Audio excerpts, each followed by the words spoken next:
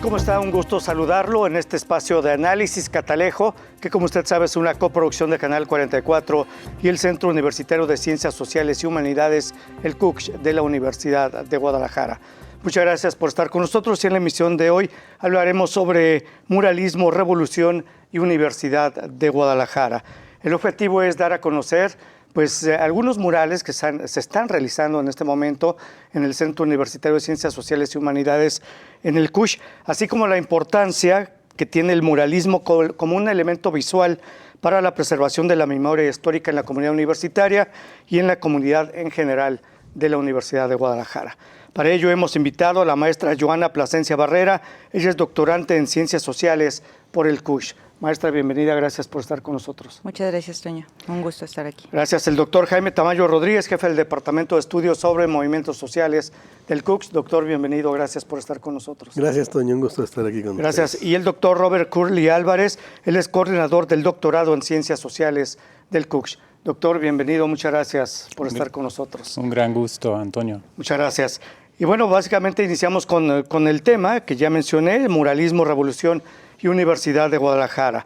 Bueno, y básicamente la pregunta que les hago a los tres, la fundación de la Universidad de Guadalajara y su relación con el arte, la raíz de todo movimiento y de toda vida, que hay un mural en Rectoría que habla sobre eso, precisamente no se puede entender de esta manera la fundación sin la serie de murales que se han estado elaborando a lo largo de toda su historia. Maestra Joana, iniciamos con usted, ¿qué nos comenta al respecto?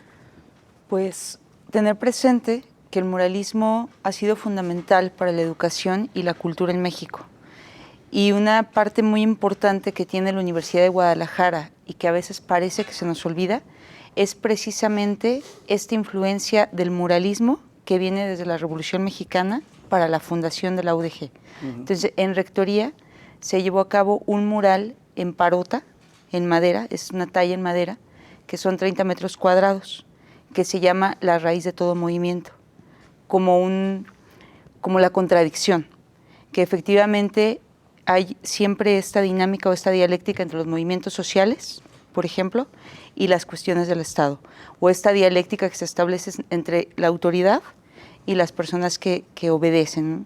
Entonces, parte de lo que se muestra en ese mural es esa continuidad, el tiempo presente, así como la parte de los fundadores, desde Zuno, la influencia de Siqueiros sobre Zuno, que hicieron posible la forma de concebir la cultura en la Universidad de Guadalajara. Cuando hablamos de este mural en parota de Rectoría, es la Rectoría del CUCH. La Rectoría del CUCH. Este mural que ya está terminado, ¿no? Pueden visitarlo en el edificio E, piso 4. Así es, edificio E, piso 4 exactamente, correcto, en el vestíbulo de Rectoría del Centro Universitario. Doctor Jaime Tamayo, ¿qué nos comenta sobre muralismo y la UDG? Sí, bueno, dos cuestiones. Una, evidentemente, el muralismo en México, que además es como una aportación de la que seguramente Joana hablará más a profundidad, una aportación del arte mexicano al mundo, quizá la más importante en ese sentido. Pero precisamente la Universidad de Guadalajara va a nacer vinculada a los grandes muralistas. Y no solo eso, hay un grupo, quizá en mi opinión el más importante de México en ese periodo, de artistas que se conoce como el Centro Bohemio, en el que figura de manera importante precisamente José Guadalupe Zuno, que va a ser el gobernador en estos años. Precisamente en 25 de este año se van a cumplir, de este siglo, se van a cumplir 100 años de la fundación de la universidad, siendo gobernador Zuno. Pues el Centro Bohemio figuraban personajes como el propio Siqueiros, como Rivera, etcétera. Y en el caso particular de Siqueiros y de Amado de la Cueva, van a jugar un papel muy importante. Hay un documento poco conocido, firmado por varios de estos artistas, donde le plantean precisamente a Zuno la necesidad de fundar la Universidad de Guadalajara. Y entre ellos está Amado de la Cueva, que va a ser dirigente del Partido Comunista en Jalisco.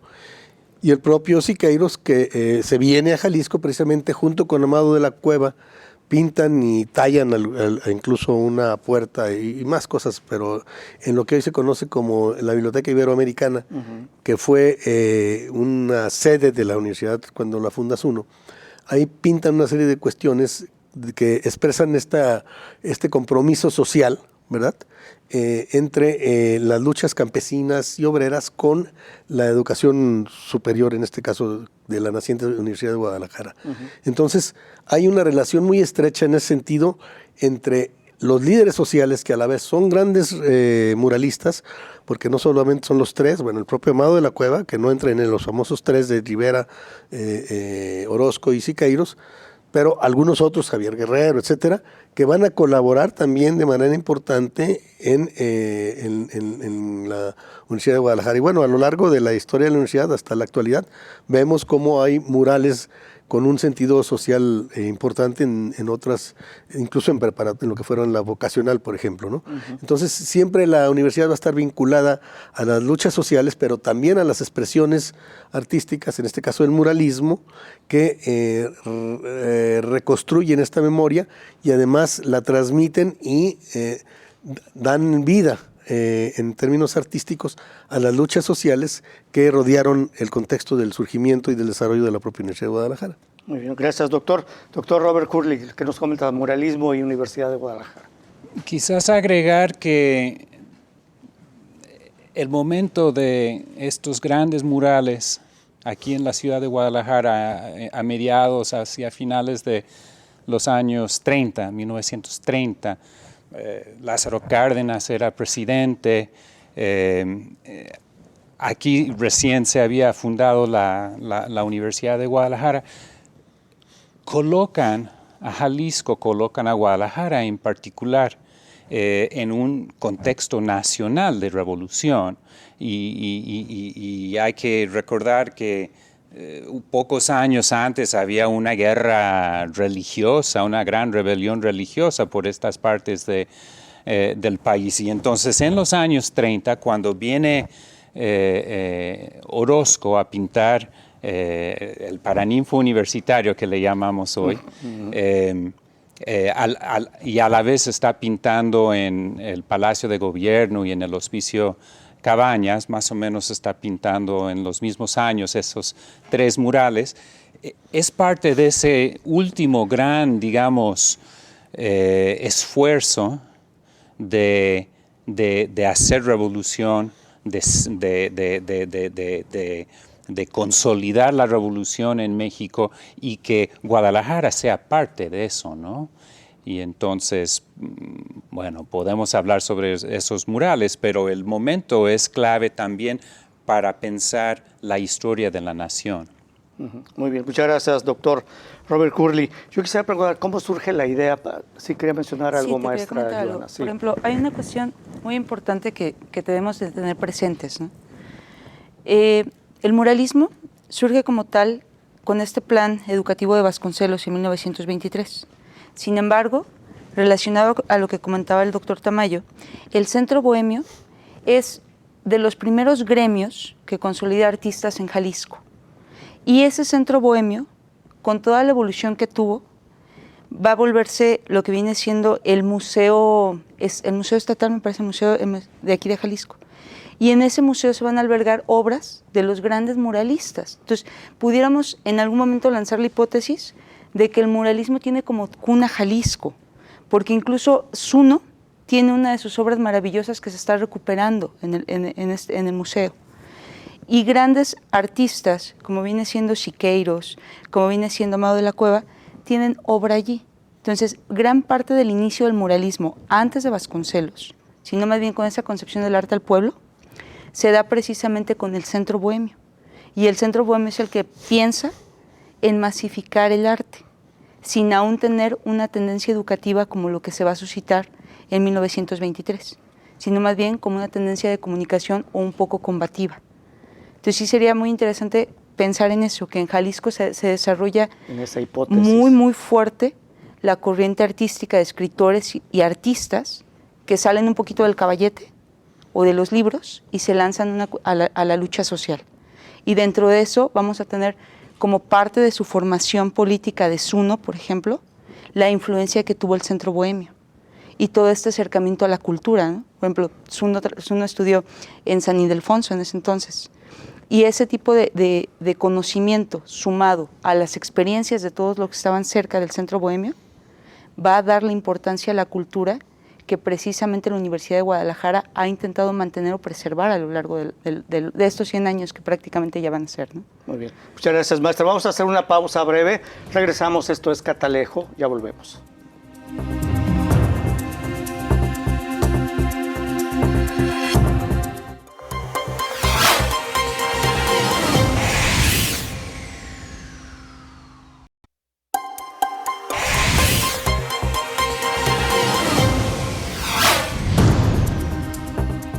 Gracias por continuar con nosotros en Catalejo, coproducción de Canal 44 y el CUCSH.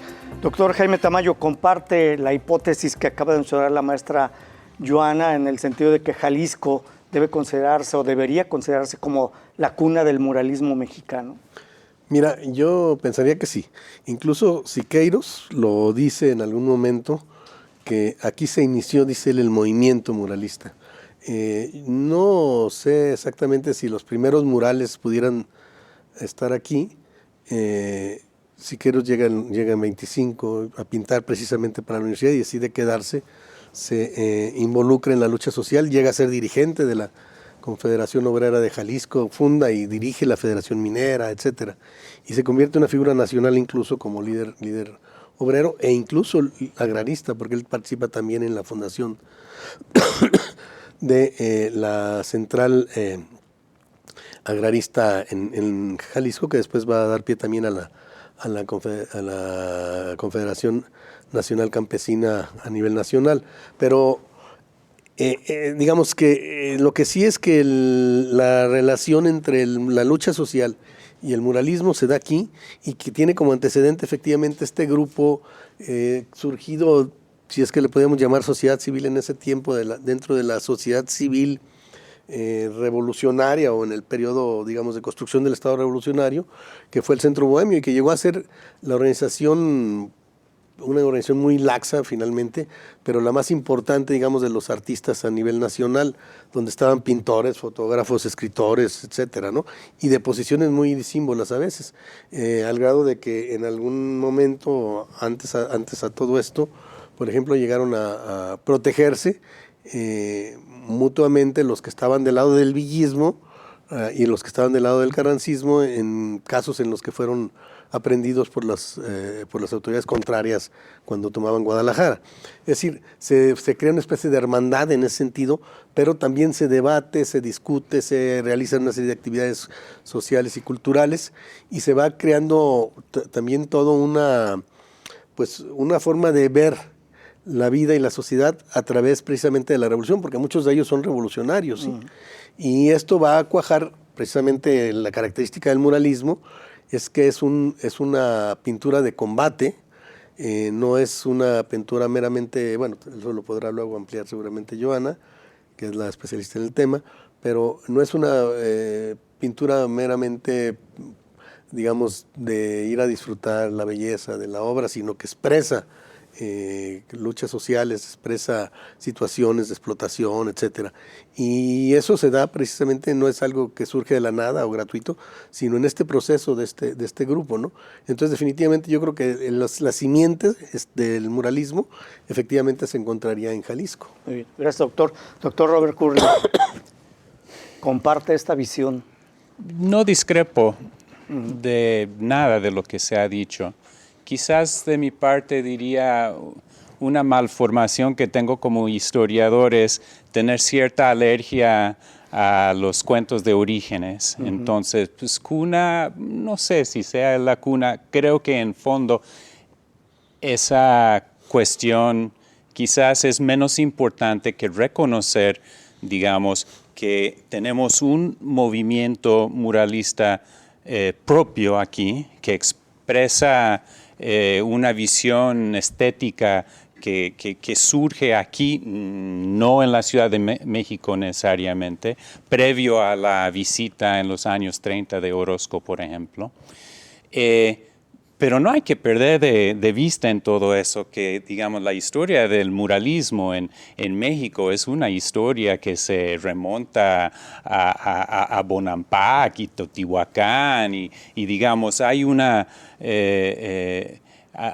práctica muralista de la que aprendieron generaciones tras generaciones de artistas, y esa historia la conocía Zuno, la conocía de la Cueva, la conoció obviamente Diego Rivera y José Clemente Orozco. Entonces, digamos, lo que me interesa a mí, en todo caso, es de qué manera surge un tipo muy particular de muralismo que tiene esa temática social de la revolución en una ciudad de Guadalajara que muchas veces se ha caracterizado, yo no digo por mí, como poco revolucionaria. Uh-huh.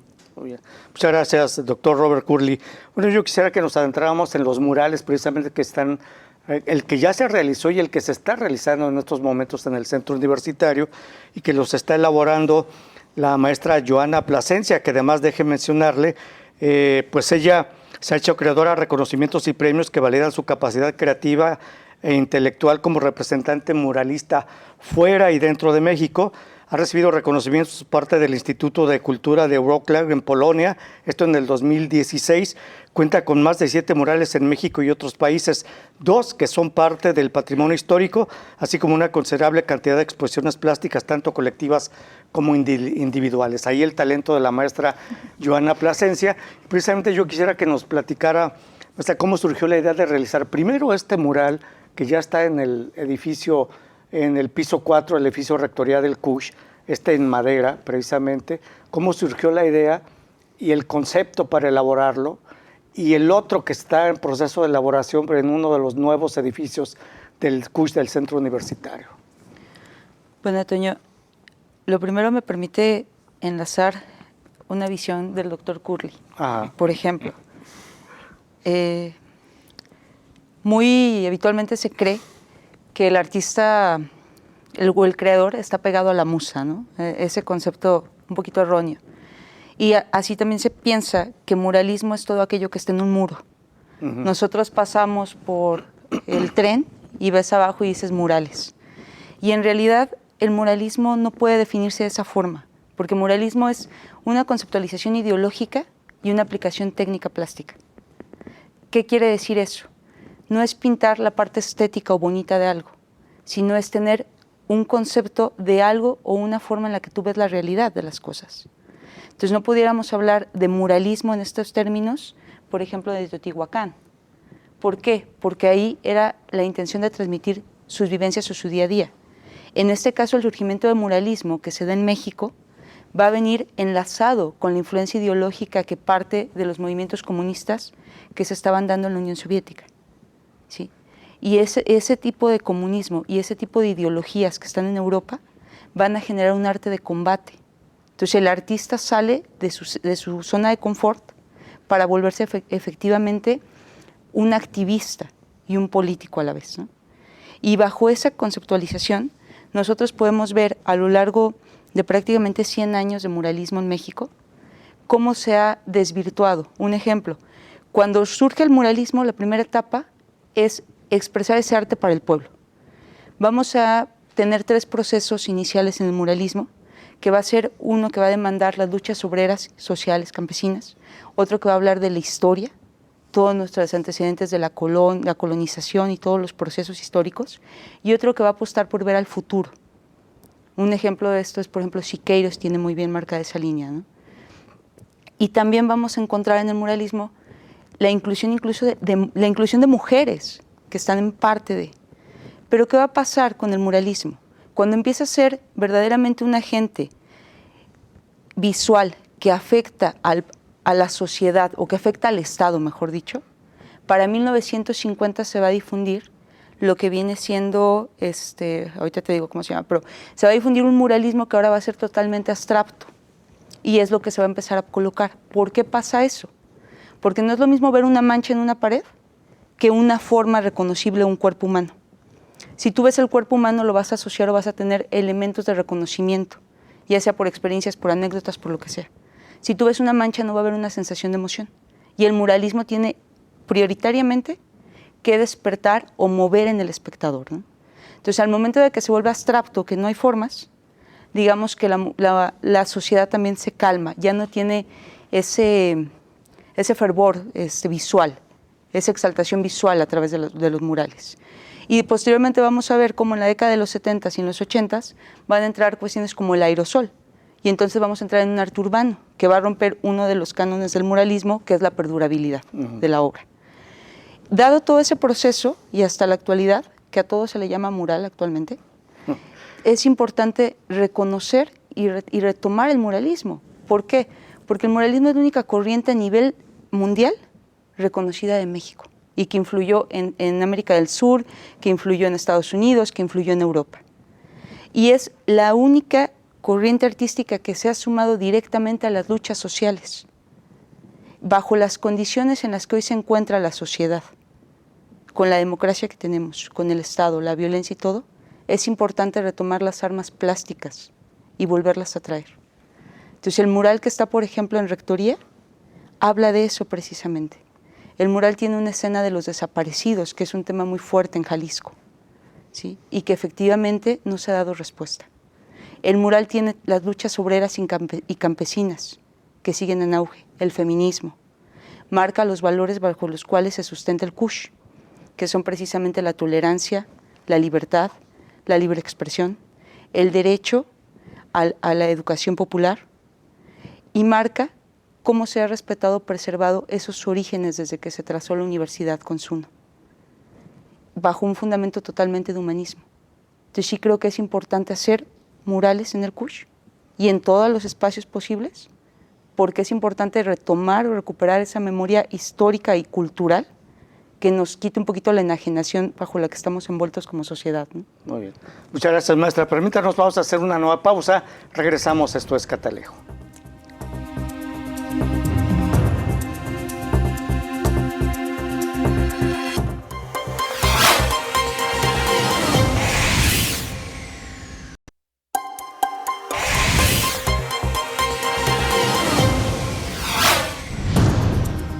Muchas gracias por seguir con nosotros en Catalejo, coproducción de Canal 44 y el CUCSH.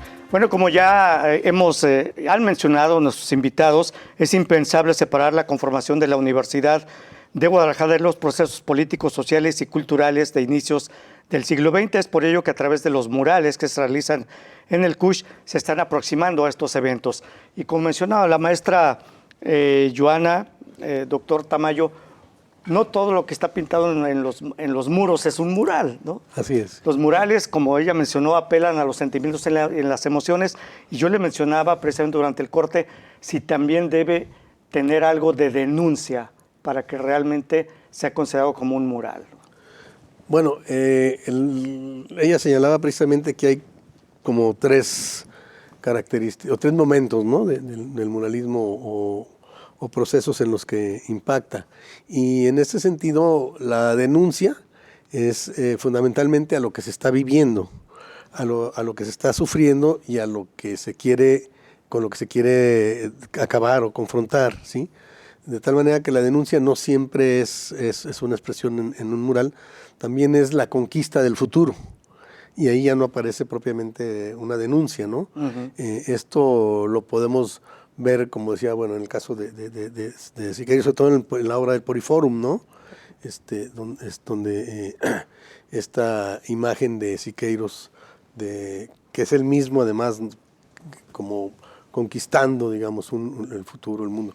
O de alguna manera en el Paraninfo, la figura que marca, digamos, todo el conjunto de la obra de Orozco ahí, que es el hombre pentafásico, uh-huh, que está mostrando precisamente hacia dónde nos llevaría una cultura y una educación muy comprometida, y más que denunciar lo que no se tiene, es que hay que construir, ¿sí? Entonces el muralismo en ese sentido es movilizador frente a la injusticia, frente a la desigualdad social, etcétera, pero también es movilizador en términos de utopía, de futuro, de proyecto social a mediano y a largo plazo. Gracias. Doctor Robert Curley. ¿Dónde empezar? Bueno,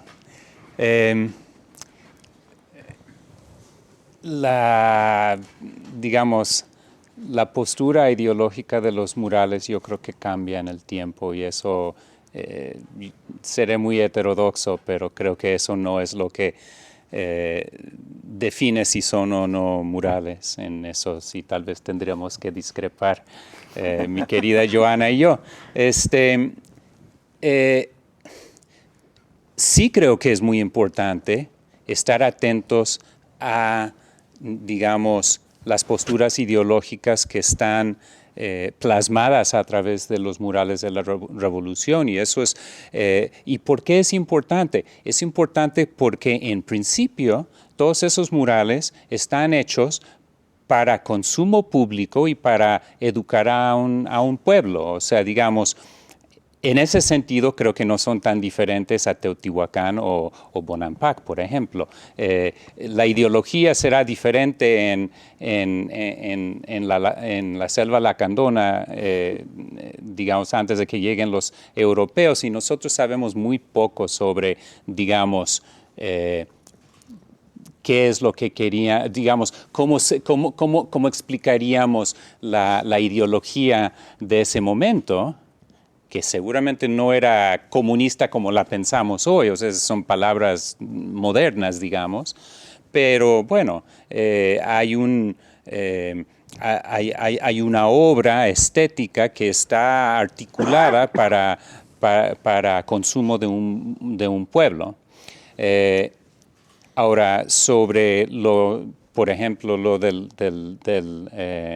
Paraninfo universitario, habría que pensar en la lección y la ideología de Orozco, que a veces no es tan claro. O sea, me parece claro en los murales, digamos, del escenario, que hay una denuncia, por ejemplo, básicamente de falsos líderes y una,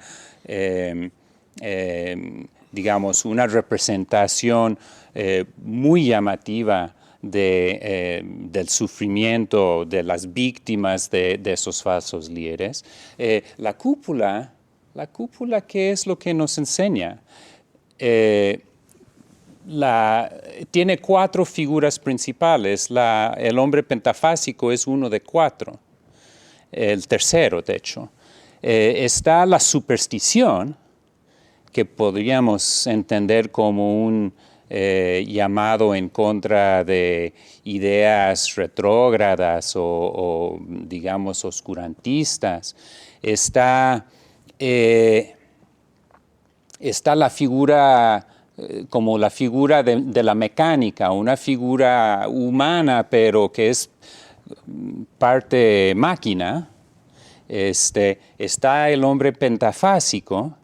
Y después el centro realmente de esa cúpula es el hombre creador, que creo que es el futuro. Y es un hombre, creo, que no depende simplemente de lo mecánico, sino que es un hombre de espíritu. Y es un llamado a que la creación surja del espíritu. Ahora, hay que regresar a pensar dónde estábamos en los años 30. El conflicto más fuerte en Jalisco era entre revolucionarios progresistas y católicos que eran vistos como reaccionarios. Yo no creo que Orozco esté tomando partido ahí. Creo que tiene una visión pesimista, digamos, de repente de aspectos de ambos lados, mas no la totalidad de ninguno. Y el hombre creador es un hombre de ciencia, pero no en el sentido del hombre pentafásico, que es como medio, digamos, fragmentado entre diferentes visiones. Es un hombre de una visión única, quizás, creadora, pero también que nace del espíritu. Muchas gracias, doctor Robert Curley. Bueno, yo quisiera que habláramos del mural que está en proceso, maestra Joana Plasencia, que habla precisamente sobre la importancia de la memoria histórica, pero ¿Cómo se llama el mural? ¿Es La Madre Democracia mirando a Allende? Ese es el nombre del mural que está en proceso de elaboración y que está realizándose en el edificio de la División de Estudios de Estado y Sociedad, uno de los nuevos edificios del CUCH en el Campus Belén. Es así, ¿no? Sí, correcto. Este mural surge precisamente retomando la importancia de conocer un poco de la historia, mostrarle a las nuevas generaciones lo que se ha vivido no solamente en México, sino en América, y la manera en la que eso ha influido precisamente en México, ¿no? Entonces, retomar a Allende, Salvador Allende, es precisamente un objetivo, parte de un tributo, por llamarlo de esa manera, con respecto a lo suscitado en Chile en la década de 1976, ¿no? El golpe de Estado, en el golpe de Estado que se dio con Pinochet, en 1973, perdón. Entonces, por ejemplo, esta manera de darnos cuenta que ha sido una cuestión política, que ese golpe de Estado afectó de manera latente durante varias décadas, no solamente a Chile, sino gran parte de lo que hoy es América. Y ver la forma o estudiar la manera en la que Allende practicaba la democracia y hasta cierto punto una política, yo la llamaría socialista, bastante humanista también, que a veces se nos olvida, ¿no? Y consideré muy importante retomar los conceptos de democracia y la imagen de Salvador Allende, precisamente dada la situación que está en los países como Argentina, como El Salvador, que tenemos en Colombia, que tenemos el mismo México, ¿no? Una democracia que ha sido tristemente muy prostituida, porque no habría otra forma de denominarlo, que ha sido muy golpeada, y que sería importante que la política actual volteara nuevamente a ver las dinámicas con las que se trabajó en el periodo de Allende, así como tener presente quién fue Salvador Allende, ¿no?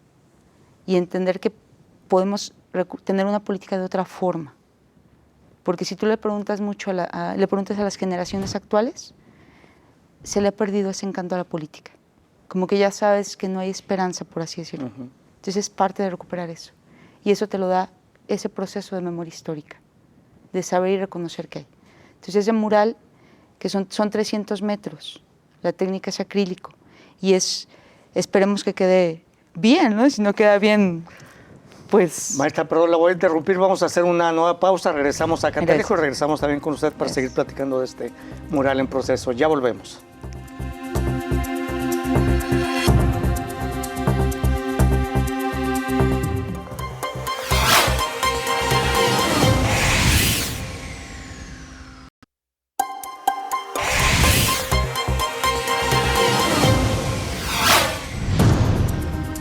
Continuamos en Catalejo. Bueno, la maestra Joana Plasencia estaba platicando de este mural, La Madre Democracia mirando a Allende, que está en proceso de elaboración en el edificio de la División de Estudios de Estado y Sociedad del CUCH Campus Belénes. Son 300 metros cuadrados, 20 de alto por como 19 de ancho, más o menos, 17 y medio de ancho, son 300 y poco más de metros cuadrados. Ahora, es una manera también de darle algo de identidad al CUCH Campus Belénes, tomando en cuenta que el CUCH, cuando estaba en la normal, siempre se le consideró, se le dio identidad por el Auditorio Salvador Allende. Es como traer el espíritu de Salvador Allende de la normal a Belénes con este mural, maestra.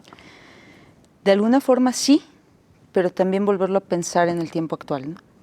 Obviamente nunca se va a comparar en valor simbólico histórico lo que ocurrió en el Auditorio Salvador Allende con relación a lo que ahorita se está realizando, pero sí es un presente o una parte significativa el retomar la imagen de Allende dentro del centro, así como también no solamente Allende, sino retomar la cultura, el arte en este caso, como un acercamiento hacia los estudiantes o la comunidad universitaria con otro tipo de hechos o eventos o realidades, ¿no? Es básicamente esa parte. También es una manera, y eso ya es una cuestión un poquito más personal, de significar a las mujeres dentro del campo del muralismo. La historia, por ejemplo, es un poquito injusta, siempre te habla de los tres grandes, Sí. y en la historia se nos olvidan muralistas como Fanny Rabel, Aurora Reyes, Electa Arenal. Y el hecho de que yo tenga la la virtud o la fortuna de poder estar pintando para el centro universitario, es para mí un honor verdaderamente, ¿no? Y más como mujer. Eso es para mí muy, muy significativo. Bueno, muchas gracias, maestra. Doctor Jaime Tamayo, sobre este mural que pinta la maestra Joana Plasencia con Salvador Allende, ¿qué nos comenta? Sí, bueno, yo creo que sí tiene efectivamente una reminiscencia que el CUSH merece, digamos, retomar con la presencia de Salvador Allende hace 50 años en lo que era el Auditorio de Ciencias Sociales y Humanidades, hoy Auditorio Salvador Allende. Precisamente porque las ciencias sociales es el espacio en el que el pensamiento de Salvador Allende de alguna manera enraizó de manera importante entre los jóvenes, pero también entre los profesores y entre en general la comunidad universitaria y en particular la de ciencias sociales. Efectivamente, este auditorio ya es un auditorio emblemático, pero el espíritu, de la idea, digamos, de esta figura de el socialismo democrático, que nunca dejó de ser socialista, que no se planteó una mera democracia liberal, sino al contrario, utilizar una vía democrática para llegar al socialismo, mostrando que era posible esa vía pacífica, que ellos llamaron la vía chilena al socialismo, a diferencia de lo que parecía ya ser la única opción, por lo menos para América Latina, y en general en ese momento todavía para el mundo, que no era otra que la de la lucha armada, ¿verdad? Bueno, precisamente el golpe de Estado vino aparentemente a cancelarla. ¿Qué era lo que se buscaba? Además, lo dijeron Kissinger, demonio recientemente regresado al infierno, y el señor Nixon, ¿no? Que lo que buscaban era no solo acabar con el proyecto, con el experimento pacífico al socialismo de Salvador Allende, sino cerrar la puerta a que este fuera un ejemplo para el mundo. Bueno, pues pasaron aproximadamente 30 y algo de años para que volviera a aparecer la posibilidad de una vía electoral, democrática, pacífica, al socialismo, con lo que se conoció como el socialismo del siglo XXI. Más allá de lo que consideremos que se haya logrado o no, pero que a partir de Chávez se abrió la puerta para que en diversos países aquellos movimientos que la mayoría se habían incluso ido por la vía armada, terminaran volviendo a la búsqueda de un acceso al poder y a una transformación social por la vía pacífica, por la vía democrática, por la vía electoral, ¿no? Lo vimos en, bueno, la propia Dilma en Brasil o en Uruguay, pues no se diga el tan querido Mujica, o en el caso de los salvadoreños, que el Frente Farabundo Martí llegó al gobierno por la vía electoral, y así. El siglo XXI, de hecho, se ha caracterizado por eso, por la búsqueda del acceso por la vía pacífica hacia modelos que desmantelen por lo menos la parte más brutal del capitalismo y abran las puertas a una sociedad más justa, más socialista en todo caso, que es lo que se conoce pues como el socialismo del siglo XXI. De tal manera que podríamos decir que el siglo XXI vino a confirmar el triunfo de Allende. Y en ese sentido, para la Universidad de Guadalajara, que se adscribió en buena medida al proyecto de Salvador Allende, pues es también necesario recuperar ese pasado que hoy se actualiza en América Latina, y con todo lo que se pueda pensar de México, por supuesto, no hay un gobierno socialista, pero hay intentos de desmantelar algo del neoliberalismo, etcétera, y abre la puerta a la posibilidad a mediano o largo plazo de una vía también pacífica al socialismo. Y todo esto pues es precisamente algo que sembró Allende, que sembró con su muerte y que se está fructificando ahora en América Latina, y bueno, pues de alguna manera esto repercute o repercutirá en el resto del mundo. Sí, cuando ustedes, ¿cómo fue que le plantearon la idea precisamente al doctor Juan Manuel Durán, rector del CUSH, sobre los dos murales? Primero el de madera y este de Salvador Allende, ¿y qué dijo él? Inmediatamente dijo, sí, vamos adelante. Bueno, si quieren me platican después de la pausa, hacemos una pausa y regresamos ya a la parte final de Catalejo. Ya volvemos.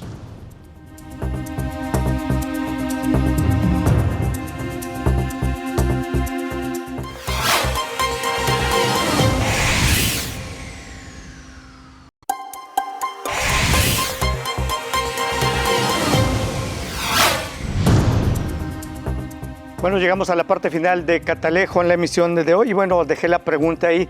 ¿Qué respondió el doctor Durán cuando le plantearon básicamente esta idea? Rápido dijo, sí, adelante, vamos para rescatar el espíritu de Allende, del Kush, la normal, cuando estaba en la normal, traerlo a Belénes.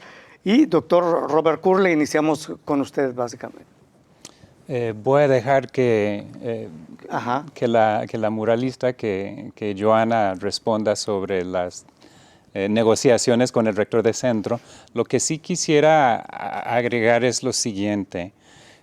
De repente es difícil dimensionar que hace 50 años que estuvo Allende en la UDG, un poquito más de 50 años, sí. Medio siglo, es la vida de mucha gente. ¿Cuántas generaciones de nuestros estudiantes, digamos, pasaron en el Inter? Ese es un momento, como dijo al principio Joana, es un momento histórico, importante, que le da un tipo de importancia al auditorio del campus de Ciencias Sociales en la Normal. Ahora estamos en Belénes y aunque Joana diga que su mural nunca va a tener ese tipo de importancia o ese digamos, no sé, ser un hito histórico en ese sentido, yo pienso que eso no es lo importante. Lo importante es que esta artista, que es fabulosa, recomiendo que todos vayan a ver la obra ahora que está en producción, porque es fascinante y es realmente una obra de gran calidad y muy importante.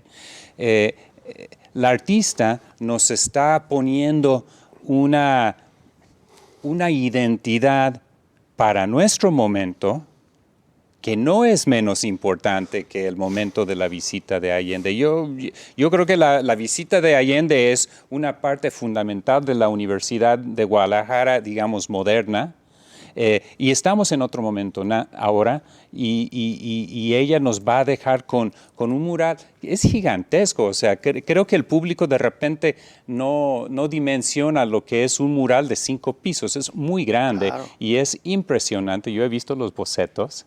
Entonces, bueno, ya vi el boceto, cómo va a quedar, sí, y va a ser precioso el mural. Entonces, ¿no? Pues veamos qué momentos históricos, qué hitos históricos vive la universidad ahora en ese nuevo momento, con esa nueva identidad en torno al edificio de la División de Estudios de Estado y Sociedad y el mural de Allende y la democracia para este siglo XXI. Así es, muchas gracias, doctor Robert Curley.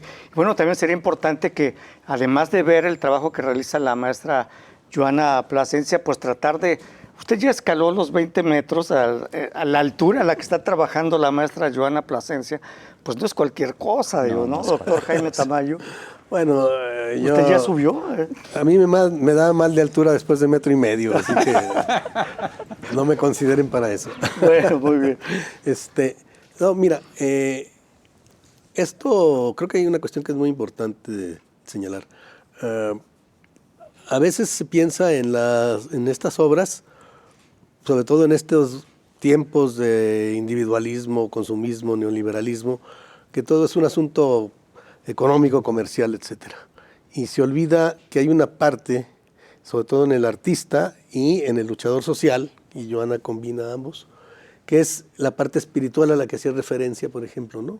Es decir, en este caso, ¿cómo surge la idea? Bueno, surge porque había algunas iniciativas de donaciones de algunos murales, entre comillas, que llegaron al Kush, pero que eran realmente o muy elementales o prácticamente como propaganda, ¿sí? Uh-huh, sí. Y en ese contexto es que estamos hablando del 50 aniversario del golpe de Estado y el año anterior pues de la presencia de Allende, y en ese contexto es que teniendo nosotros en la universidad una persona que tiene una trayectoria muralística muy importante y que ofrece donar su trabajo precisamente para rescatar esta historia, este pasado, pero también proyectar hacia el futuro, pues se comentó en algún momento con el rector Durán y él, por supuesto, que él tomó la palabra, ¿no? Uh-huh. Y en el contexto de que viene también el centenario de la universidad, pues se inició con un mural más pequeño, pero realmente muy interesante, diría no solo es una cuestión estética, pero que además expresa muchas cuestiones sociales y el origen mismo de la universidad, que es este mural de 30 metros cuadrados que está en la rectoría del CUSH, que además es algo, digamos, muy particular, porque es un mural tallado en madera por la propia Joana. Y ella nos podrá quizás ampliar un poco esto, ¿no? Muy bien, muchas gracias, doctor Tamayo. Bueno, maestra Joana Plasencia, ¿por qué la iniciativa precisamente de donar estos murales a la Universidad de Guadalajara a través del CUSH? Porque el artista tiene una responsabilidad social, primero.